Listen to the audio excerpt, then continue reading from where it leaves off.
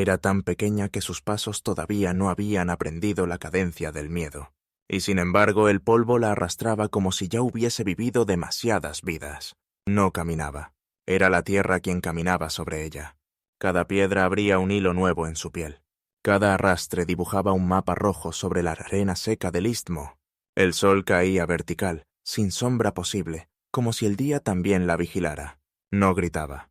No porque el dolor fuera pequeño, sino porque el miedo era tan grande que ya no recordaba cómo usar la voz. La lengua se le había pegado al paladar, como si también quisiera esconderse. Los soldados avanzaban detrás de ella. 3 hombres, uniformes manchados de polvo, miradas vacías. No había odio en ellos. Había algo peor: costumbre. El ruido de sus botas marcaba un ritmo sin alma, el compás de una orden cumplida. Delante, el campamento respiraba. Miles de tiendas de lona, amarradas con cuerdas tensas, exhalaban humo, aceite y sudor viejo. Parecía una ciudad hecha no para vivir, sino para clasificar la vida. El aire olía a cuero húmedo, a frijol hervido, a madera quemada, y debajo de ese olor había un matamwert, el del miedo colectivo, ese que se pega a la piel como si fuera parte del cuerpo. En la distancia, un murmullo de mujeres, voces apagadas disueltas por el viento. No eran lamentos, eran sonidos rotos, ecos que no encontraban nombre para lo que estaba ocurriendo. Al llegar, la detuvieron frente a una mesa baja. Sobre la madera, tablillas manchadas de cera oscura. Un escribano, con camisa blanca y expresión de cansancio antiguo, escribía sin levantar la vista. Su pluma se movía lenta, casi con ternura. Cada trazo era una sentencia. Edad, procedencia, utilidad. Nada más.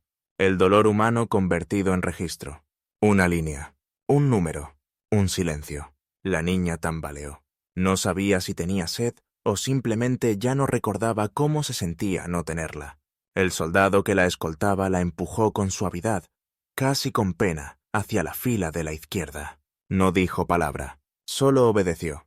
El viento levantó su cabello y lo arrojó hacia adelante, pegándolo a su cara. Ese fue el único gesto de ternura del día. En el horizonte, el mar. Pero no era promesa. Era frontera. Detrás de ese límite comenzaba el olvido. La voz del narrador entra lenta, grave, con pausas largas. A veces México no necesita guerras para borrar un pueblo.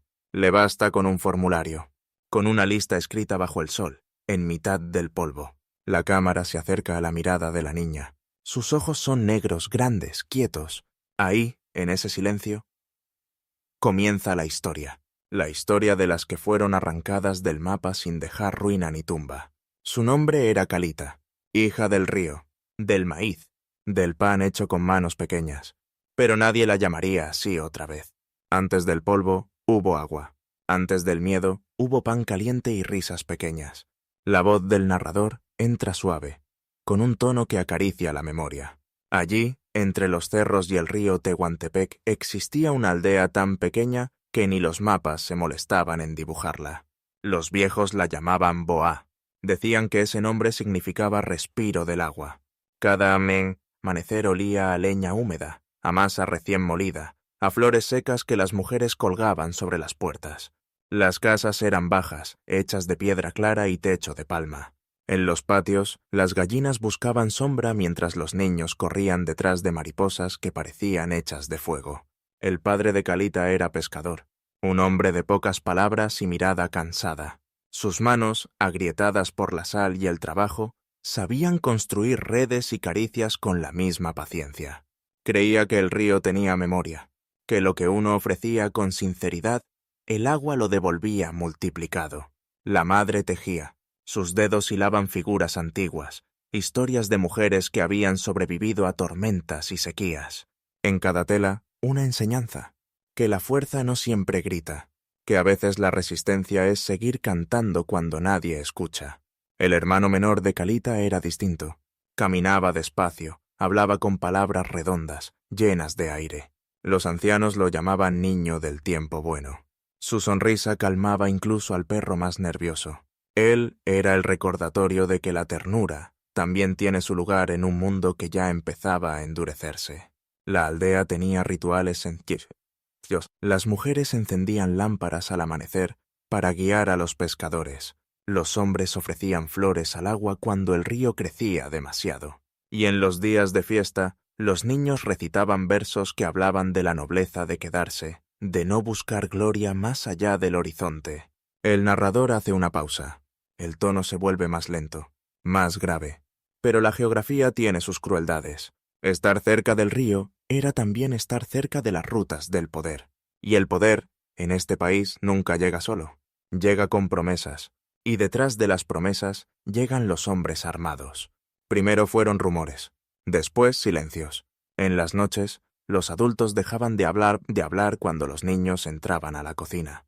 El padre miraba el horizonte sin decir nada. La madre guardaba pan extra bajo la mesa, por si venían días sin solo. Kalita no entendía del todo lo que pasaba, pero lo sentía en el aire.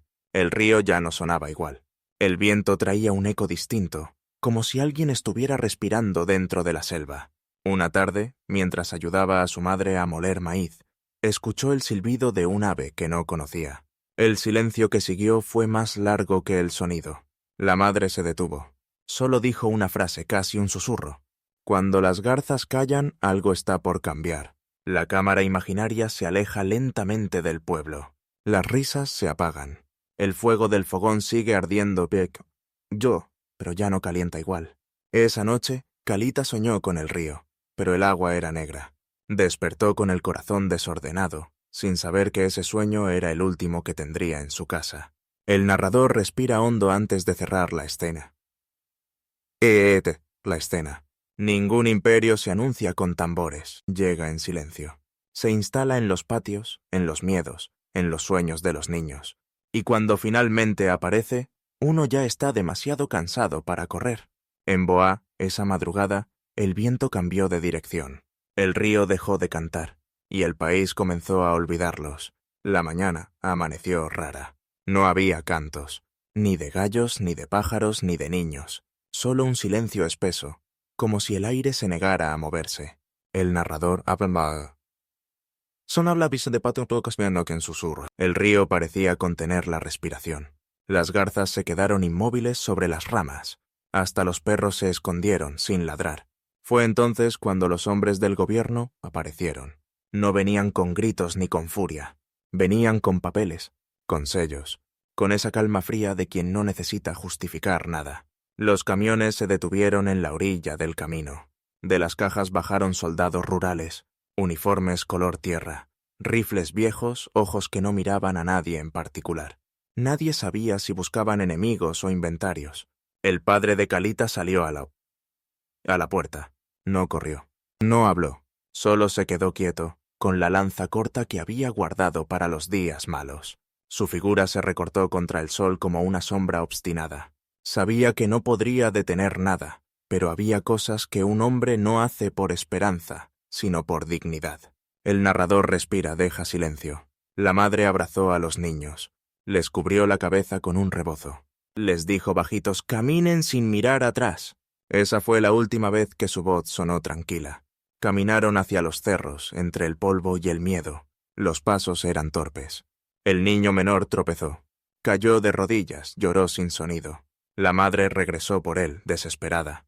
Fue allí, en ese gesto, cuando el mundo se dividió para siempre. Un disparo seco, después otro. Y luego el silencio. El tipo de silencio que no espera respuesta. La cámara invisible muestra el humo elevándose sobre las casas. No era un incendio furioso. Era fuego metódico. Cada llama en su sitio. Cada casa cayendo con orden. Como si la destrucción siguiera un protocolo. El narrador continúa con tono grave, sin apuro. No fue una masacre. Fue un procedimiento. Los soldados no gritaban. Solo cumplían con lo que alguien había escrito en una orden que ninguno de ellos leería completa. Las mujeres eran alineadas, los hombres jóvenes atados, los niños separados según tamaño, los viejos dejados a un lado como cosas que ya no valen. La madre de Kalita intentó correr con los dos hijos en brazos, pero el peso de la vida es más rápido que las piernas. Cuando la alcanzaron, el soldado no levantó la voz. Solo dijo: «Instrucciones del comandante», y la empujó hacia el grupo de mujeres. Kalita alcanzó a ver cómo su padre se desvanecía entre el polvo. No cayó con estrépito. Solo se dobló lentamente como una planta cansada. Su lanza cayó a un lado. El narrador deja una pausa larga. Hay muertes que buscan gloria, y hay otras que solo buscan desaparición. Cuando el sol empezó a caer, Boa ardía, no como castigo, sino como método. El humo subía sin rabia, sin emoción, como si también obedeciera órdenes. Las casas se derrumbaban sin ruido. El pan recién hecho se volvió ceniza. Los bordados de la madre ardieron junto con sus historias. Y entonces, cuando ya no quedaba nada que pudiera salvarse, los camiones arrancaron. Detrás, el viento recogió los restos de maíz, las risas, los nombres. Todo. El narrador baja el tono. Se hace un susurro. Esa fue la verdadera conquista. No hubo banderas ni himnos. Hubo silencio. Y dentro de ese silencio, el comienzo del olvido. Kalita, con la ropa rota y el rostro cubierto de polvo, fue empujada hacia la caja de un camión. Entre lágrimas secas y miedo sin nombre, entendió lo que nadie le había explicado. Que los imperios no siempre llegan desde otros países. A veces llegan desde la propia bandera. El motor rugió. La tierra tembló. El horizonte, que antes era casa, se convirtió en frontera. El cielo seguía siendo el mismo, pero ya no pertenecía a nadie. El narrador concluye con ritmo lento, como cierre de capítulo. Así comenzó la marcha hacia el campamento. No era un desfile de prisioneros, era una procesión de fantasmas. Y aunque nadie lo sabía todavía, ese día México perdió algo más que un pueblo. Perdió un pedazo de su memoria. El camión se detuvo cuando el sol ya estaba alto. El aire ardía. El polvo entraba en la boca y sabía a metal. El narrador respira lento antes de continuar. Frente a Kalita se extendía una llanura interminable. Filas de tiendas de lona, tensadas con cuerdas gruesas, ordenadas como tumbas sin cruz. Entre ellas columnas de humo se alzaban sin prisa. Nada olía a guerra. Todo olía a administración. El campamento no era un caos, era una estructura. Había mesas, tablillas, escribanos. Cada movimiento seguía una rutina, casi un ritual. Era el tipo de disciplina que no nace del odio, sino de la costumbre. Los soldados descargaban cajas marcadas con números. Las mujeres eran llevadas hacia una zona cercada con alambre. Los niños, hacia otra. Los viejos quedaban atrás, bajo el sol. Nadie los llamaba, nadie los contaba. El narrador deja un silencio largo. El poder más cruel es el que no necesita gritar, solo organizar. Kalita observó el polvo flotando entre los cuerpos. Parecía que el aire mismo clasificaba a la gente. A su lado una niña de cabello trenzado lloraba sin lágrimas. Sofía del Istmo la llamarían después. Tenía 14 años. Sus ojos todavía sabían reconocer el color del cielo. Frente a ellas una mesa baja. Encima papeles manchados de cera y tinta espesa. Un escribano de rostro pálido movía la pluma con calma. Cada trazo era una sentencia. No escribía nombres. Escribía edades. 12, 13, 15, 30. La voz del narrador baja, casi sin aliento. Allí el dolor humano se convertía en lista. El llanto no era argumento. El hambre no era prioridad. Solo importaba la categoría. Una mujer de uniforme claro leía en voz alta los números. A cada cifra, un gesto con la cabeza. Las de 12 a 15, a la izquierda. Las de 16 a 30, al centro. Las mayores, a la derecha. El orden del poder siempre encuentra una manera de parecer lógico. Kalita fue empujada hacia el grupo del centro. Sintió como una mano fría le sostenía el mentón. La obligaron a mirar al frente. Una voz le dijo, «Ya no eres niña». Ella no respondió. Solo bajó los ojos, y fue allí cuando le cortaron las trenzas. El narrador hace una pausa, y su voz se vuelve grave. No hubo ceremonia. El cabello cayó al suelo como si la infancia se deshiciera con el viento. Cada mechón era una temporada arrancada del calendario. El polvo lo cubrió rápido, como si el olvido también tuviera prisa. El escribano levantó la vista por un instante. Sus ojos eran grises. No había crueldad en ellos, solo cansancio. Quizás sabía que ningún imperio se sostiene sin un alma que firme sus listas. Y aún así siguió escribiendo. A unos metros, un grupo de soldados hablaba en voz baja. Decían que las niñas serían reeducadas, que aprenderían cosas nuevas. Nadie lo decía con desprecio. Lo decían como quien comenta el clima, como si transformar a una persona fuera lo mismo que arreglar un camino. El narrador interrumpe. dejando el cueco sol para flotar. Así empieza la conquista más profunda, no con sangre, con palabras nuevas, con órdenes dichas en voz baja, con manos que peinan distinto. El sol caía vertical. El calor hacía vibrar el aire. La arena se pegaba a la piel de las niñas como una segunda capa. Y mientras los hombres seguían anotando cifras, una certeza silenciosa se extendía entre ellas. Nadie vendría a buscarlas. Kalita apretó los labios. Intentó recordar el rostro de su madre, pero la imagen ya empezaba a borrarse. El sonido del río, la risa de su hermano, el olor del pan se mezclaban con el ruido del campamento. Todo se confundía. Todo se alejaba. El narrador suspira antes del cierre. Ese día, bajo el sol de Falerón, México no perdió una batalla. Perdió su memoria. Porque cuando una niña deja de recordar su nombre, un país entero comienza a olvidar el suyo. La noche llegó sin estrellas. El campamento se llenó de un silencio espeso, como si hasta los grillos hubieran aprendido a callar. Entre las tiendas las niñas no dormían. Solo respiraban lento, con los ojos abiertos, esperando que algo, cualquier cosa, tuviera sentido. El narrador entra con voz baja, cercana, como si contara un secreto. A la mañana siguiente comenzó la instrucción. No la llamaban castigo, ni encierro. La llamaban enseñanza. Les entregaron ropas limpias pero pesadas, zapatos que dolían, y un pan diferente, más blanco, más blando, con un olor que no recordaban. Un hombre con acento del norte les habló de su nueva vida.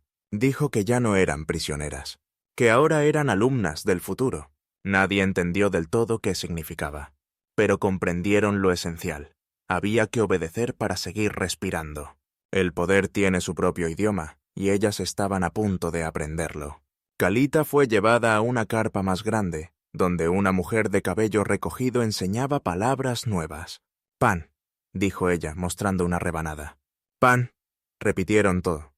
Aumontas con acento torpe. Después agua, ropa, no. Cada palabra era una cuerda invisible que las alejaba un poco más de su origen.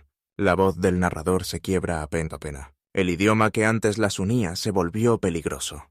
Hablar zapoteco era mal visto. Podía significar castigo, aislamiento o, peor aún, desaparición. Así que las niñas aprendieron a callar. Primero por miedo, después por costumbre.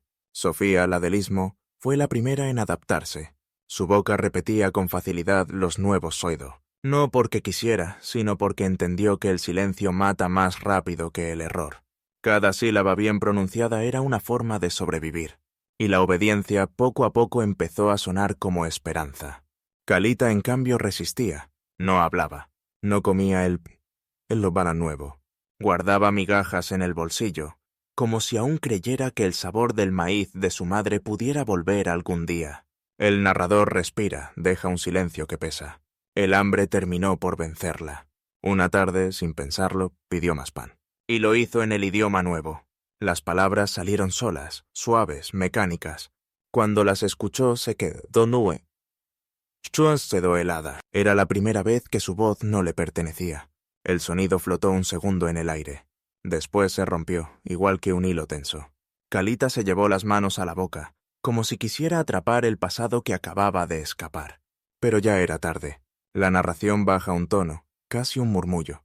La violencia más efectiva no necesita látigos, solo necesita tiempo.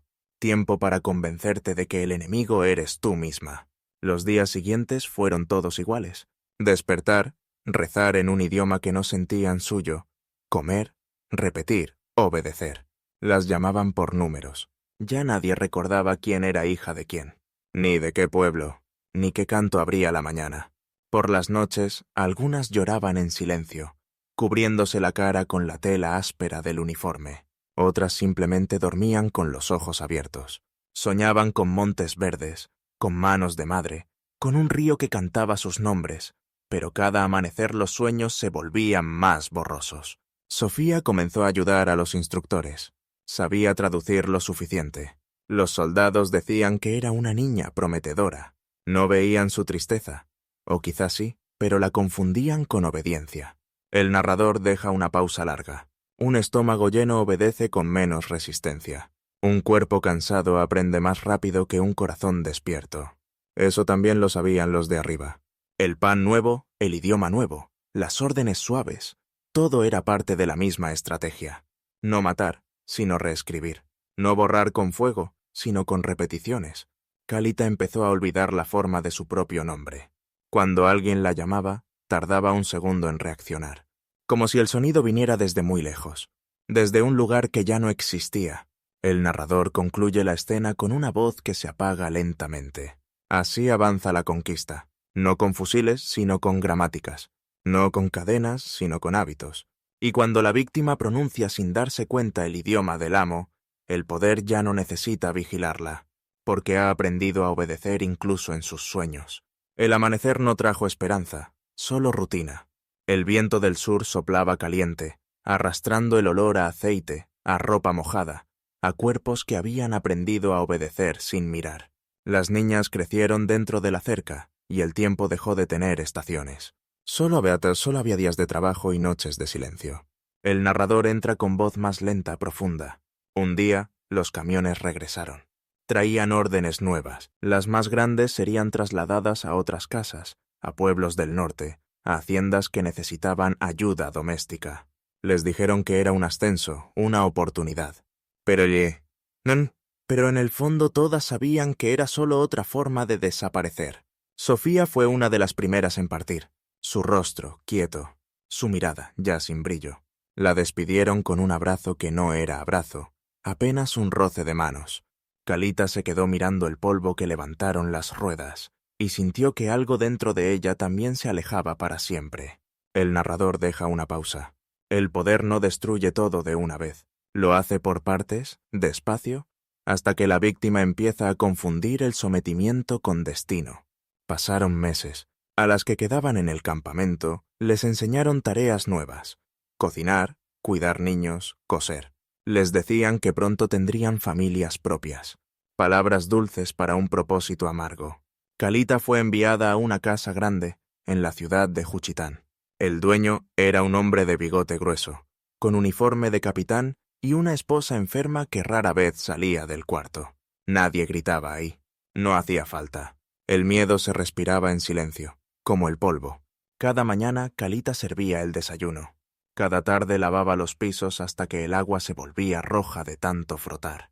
Y cada noche, cuando todos dormían, salía al patio a mirar el cielo. Buscaba alguna estrella que le recordara su aldea, pero el cielo de la ciudad parecía hecho de otro material. El narrador baja el tono. Un día, la Sparpeopsa murió, y entonces la casa cambió. El capitán empezó a llamarla niña buena. Le hablaba despacio, con voz amable, le ofrecía pan y ropa limpia. Era un tipo de ternura que asustaba. El tipo de ternura que no permite decir que no. La cámara imaginaria se mueve lenta, como si el aire pesara. A las semanas, Kalita dejó de servir la mesa y empezó a quedarse en el cuarto del fondo. El silencio era su única compañía. No gritaba, no lloraba. Solo respiraba hondo cada vez que escuchaba los pasos del capitán acercarse. La voz del narrador tiembla un instante. La maternidad llegó como sentencia, no como milagro. Nadie le preguntó si quería. Nadie le explicó qué pasaría después. Cuando el cuerpo ya no puede escapar, aprende a callar. El invierno trajo lluvia y con la lluvia, un niño. Pequeño, moreno, con ojos que no sabían a qué tierra pertenecían. Lo envolvió con una manta áspera, lo sostuvo entre sus brazos y no sintió ni culpa ni ternura. Solo un vacío inmenso, tan grande que apenas le cabía en el pecho. El narrador hace una pausa larga. Así nació la nueva generación del sistema. Niños que no pertenecían a nadie. Demasiado indios para ser mexicanos, demasiado mexicanos para ser indios. Hijos del orden, del miedo, del silencio. Kalita lo alimentaba, lo cuidaba, lo veía dormir. Y en las noches, cuando el capitán roncaba en la habitación, pensaba en el río, en su madre, en el pan caliente. Pero esas imágenes ya no dolían. Solo eran sombras. Sombras que se deshacían antes del amanecer. La narración se vuelve más lenta con peso en cada palabra. El poder más inteligente no castiga con látigo. Castiga con futuro. Obliga a parir, a criar, a perpetuar la obediencia en otra vida. Así la conquista no muere, se hereda. Kalita entendió eso una noche, mientras acunaba al niño. Sintió el calor pequeño su pecho y comprendió que su cuerpo ya no era suyo. Era parte del engranaje, una herramienta más del sistema. Y aún así, dentro de ese silencio, algo se resistía. Una chispa diminuta, una memoria que se negaba a desaparecer. El narrador concluye con voz tenue. Esa chispa no la salvaría todavía. Pero sería el principio de algo, porque incluso en el corazón del olvido siempre hay una semilla que recuerda de dónde vino. El tiempo había pasado, pero el país seguía igual de cansado, callado, sordo ante sus propias heridas. El narrador comienza con voz profunda, lenta, casi meditativa. Kalita volvió años pocoso después. Ya no era la niña del campamento. Era una mujer sin espejo, con las manos endurecidas por el trabajo y el corazón cubierto de polvo. Caminó por calles que decían ser ciudad, pero que olían a los mismos miedos de antes. La gente pasaba junto a ella sin mirarla. No la conocían o fingían no hacerlo. Las autoridades la dejaron entrar sin preguntas. Ni papeles, ni nombre, ni historia. Solo un cuerpo que regresaba al lugar donde había empezado todo. Se instaló en la periferia, en una casita de madera vieja y techo de lámina. Allí lavaba ropa para los militares, los mismos uniformes que habían destruido su aldea. Cada prenda olía a jabón barato y a culpa ajena. Por las noches el agua del balde se teñía de gris, y ella pensaba que quizá la memoria se lavaba igual que la mugre. El narrador deja una pausa, como si el aire pesara. Nadie la acusó, pero nadie la vio. Y ese fue su verdadero castigo. A veces en el mercado, alguien murmuraba su nombre, dudando. ¿No es la hija del pescador? Pero la frase nunca terminaba, como si pronunciarla fuera un riesgo, como si reconocerla trajera mala suerte. Kalita levantaba la cabeza un instante y luego volvía a agachar la mirada. Aprendió que en este país lo peor no es que te odien, es que te borren con educación. El narrador baja el tono. Un día, mientras lavaba ropa en el río, vio pasar a un niño con el mismo color de piel que el suyo y los ojos negros de su gente. Le sonrió, pero la madre lo apartó rápido, con miedo. Ese gesto pequeño y brutal le confirmó lo que ya sabía. Había vuelto, pero no pertenecía. Pasaron los meses. El hijo del capitán, aquel niño nacido del silencio, vino a buscarla. Tenía la edad que ella tenía cuando fue arrancada de su casa. Le dijo, «Quiero saber quién soy». Ella lo miró largo rato sin responder, no porque no tuviera respuesta, sino porque la respuesta dolía demasiado para ser dicha. Lo llevó al mismo río donde su padre pescaba. El agua seguía corriendo, más lenta, pero pía. Allí le habló, no en español, sino en el idioma antiguo que aún recordaba en fragmentos. Le dijo, «Eres lo que queda de lo que quisieron borrar». El narrador hace silencio. Luego continúa con voz grave, sostenida. El muchacho lloró sin entender del todo las palabras, pero entendiendo el dolor, porque el cuerpo recuerda lo que la historia intenta olvidar. Esa tarde, el viento volvió a soplar desde el sur, trayendo olor a lluvia. Kalita cerró los ojos. Por primera vez en años, sintió que el aire no la empujaba hacia ningún lado, que el mundo, aunque fuera por un segundo, la dejaba quedarse quieta. Pero la calma duró poco. Al día siguiente los vecinos fueron a verla. Decían que su presencia traía desgracia, que desde que volvió las cosechas se habían perdido, que las vacas abortaban.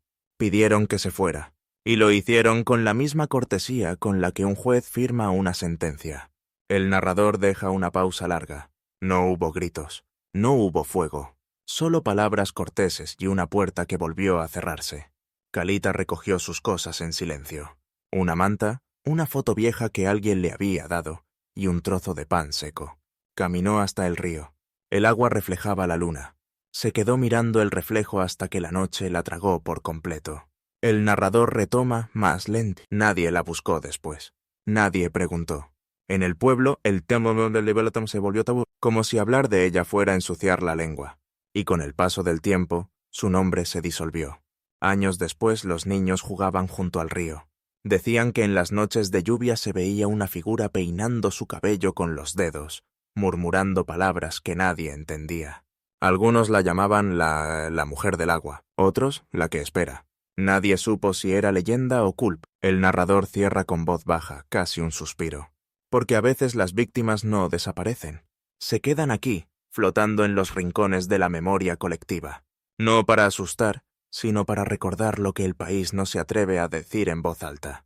Y así, en ese regreso imposible, México perdió otra vez. No a una mujer, sino a su reflejo, a la parte de sí mismo que prefiere no mirar. El narrador entra con voz grave, pausada, como quien abre una puerta que lleva demasiado tiempo cerrada. Pasaron los años, las aldeas desaparecieron del mapa, las carreteras cubrieron los viejos caminos y los nombres se borraron de las lápidas. Solo quedó el polvo. Y en el polvo, el eco de lo que nadie quiso registrar. En el año 2025, un hombre llegó al istmo con una cámara, una libreta y demasiadas preguntas. Su nombre, Mateo del Valle. Había leído rumores, testimonios dispersos, notas en periódicos viejos. Decían que durante el Porfiriato existió un proyecto llamado Reeducación del Sur, un programa que prometía civilizar comunidades indígenas y aprovechar su fuerza laboral. Pero nadie hablaba de los detalles. Hasta ahora, el narrador se detiene, deja el aire suspendido. Mateo caminó entre ruinas cubiertas de vegetación. Debajo de una capa de tierra encontró fragmentos de cerámica, botones, pedazos de tela. Nada heroico. Solo restos cotidianos. Eso fue lo que más lo estremeció. Las guerras dejan monumentos. El olvido deja trapos. En una pequeña construcción de piedra halló un archivo oxidado. Dentro, hojas amarillentas con sellos casi borrados. Números, edades, observaciones escritas con letra firme. Niña 12 años, capaz de servir. Traslado aprobado. Madre con hijo mestizo. No recomendable para reinserción. Y una firma al pie, Proyecto Falerón. El narrador baja la voz. El horror no siempre se esconde en los gritos. A veces vive en las palabras ordenadas de un documento oficial. Mateo leyó durante horas. Cada línea era una vida reducida a trámite. Cada número, una voz silenciada. Había cientos, tal vez miles, y entre ellas encontró un nombre.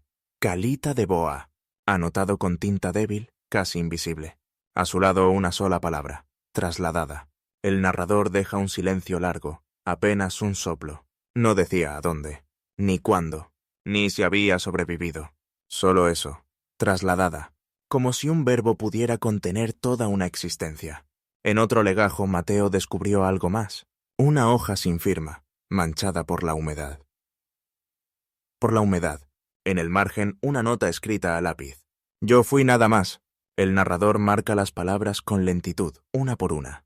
Esa frase bastó para derrumbarle la voz. No pedía justicia, ni monumento, solo memoria. Ser recordada, aunque fuera tarde. Mateo salió del archivo al atardecer. El cielo estaba rojo, como si la tierra aún respirara los fuegos antiguos. Se detuvo frente al río, ese mismo que había visto la historia comenzar.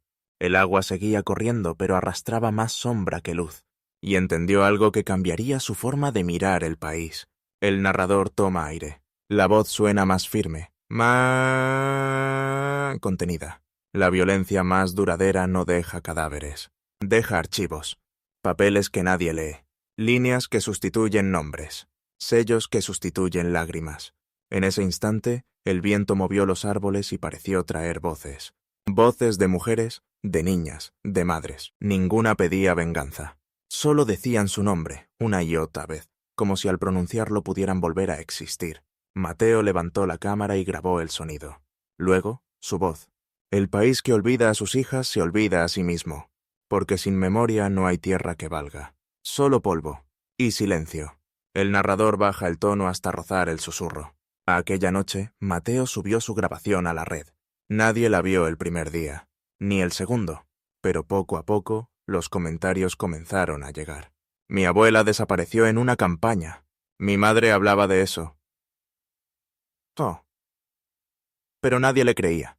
También en mi pueblo hubo una niña sin nombre. Así, la historia comenzó a resucitar. No en los libros, sino en las bocas.